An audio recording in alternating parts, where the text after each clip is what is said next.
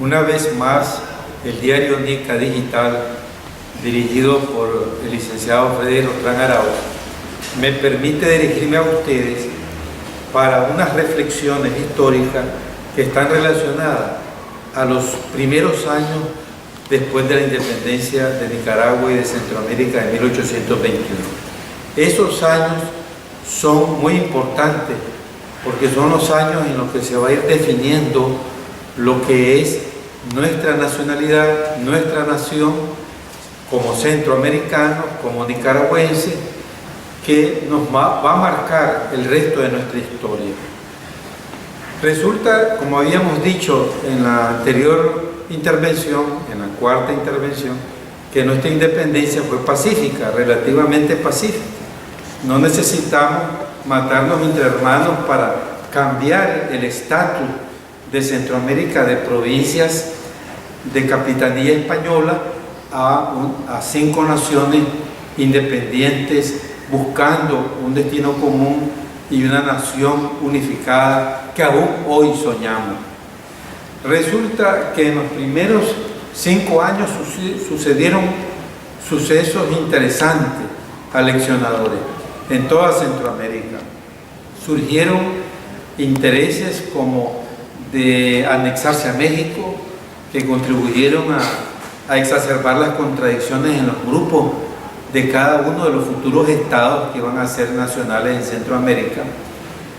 Eso fue superado porque México sufre un revés, el imperio de Iturbide, que es el que había propuesto la anexión, cae, y entonces Centroamérica nuevamente se proclama independiente de ninguna anexión a ningún otro país y a España, y volvemos al punto de partida de la independencia. Eso fue como un desliz de nuestros dirigentes de la época. Inmediatamente después de esto, que eso fue apenas 5 meses en que nos anexamos a México, políticamente hablando, no hubo una anexión real, vino lo que es las dos corrientes históricas que van a surgir, los que estaban por la Unión Centroamericana, que aún muchos estamos con esa unión, pues ahí surge una tendencia política, y los que están por la independencia como estados independientes, países independientes. Esas dos corrientes se van a manifestar en toda Centroamérica. En Costa Rica, en Cartago y en San José hay posiciones encontradas. En El Salvador, en San Salvador y Santa Ana, con la diferencia que El Salvador, en Santa Ana eran conservadores, y en El Salvador, que había sido, digamos, la capital de la provincia, eran liberales, es decir, querían la independencia.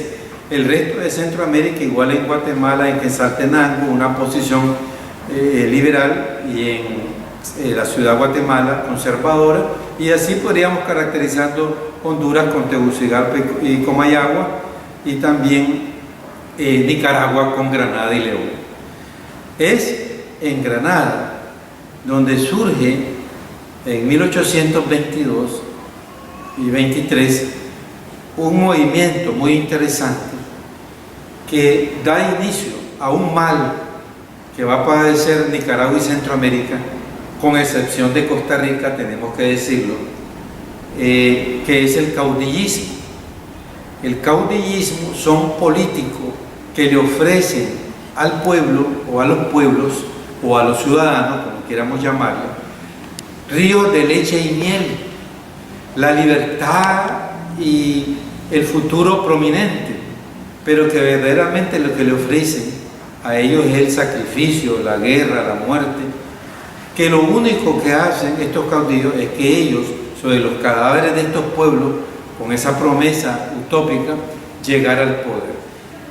En Nicaragua surge el primer caudillo que supo interpretar el momento histórico de las ansias de libertad, de independencia del pueblo granadino, y en 1822 Cleto Ordóñez, un cabo de las fuerzas que habían dejado los españoles en Nicaragua, con indios insurrectos, que se los ganó convenciéndoles de luchar por esos ríos de leche y miel, y otros que se sumaron allí de los barrios de Granada, la antigua Granada, y se mueven y toman el cuartel de Granada, el cuartel que habían dejado los españoles y que estaba al mando Crisanto Sacasa. Esto, ¿verdad?, toma un ribete que podrían decir los populistas de insurrección, de revolución, pero no lo era. Era la ansia de un caudillo, Cleto Ordóñez, que quería tomar el poder ante un vacío de gobierno y hay indefiniciones en León y Granada, y que se explican porque estábamos en tránsito a ser nación. No podíamos conformar una nación que había estado 300 años en la colonia, en un año o 6 meses constituirnos como nación. No teníamos ni la conciencia de nación. Entonces, estos oportunistas que han surgido en la historia de Nicaragua y Centroamérica, que mejor es llamarles caudillos, y que saben interpretar en un momento histórico las necesidades políticas de los pueblos, y que los guían como ganado al matadero con promesa de un futuro mejor. Ese es uno de ellos, y con esto surgen los primeros caudillos de Nicaragua. Ese es Cleto Ordóñez, y después de él Manuel Antonio de la Cerda y Juan Argüello, que son los que van a provocar la primera guerra fratricida en Nicaragua por una supuesta independencia de Nicaragua, cuando en ese momento lo importante era crear la patria grande, la Unión Centroamericana, que había surgido y que ni siquiera tenía constitución, y el Congreso apenas había sido convocado para Guatemala.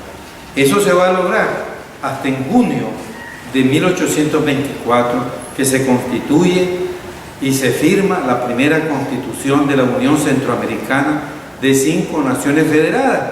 Pero estos señores caudillescos de Nicaragua, en especial de Granada, querían adelantar y presionar los acontecimientos y ya volver a Granada país independiente.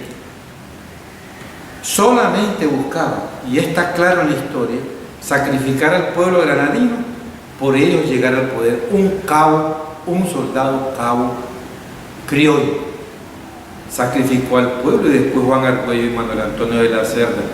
Esto es lamentable realmente. Desgraciadamente esto nos va a marcar el resto de nuestra historia, donde van a surgir caudillos hasta el presente que no permiten construir y conformar la república democrática que hemos soñado, y mucho menos la Unión Centroamericana.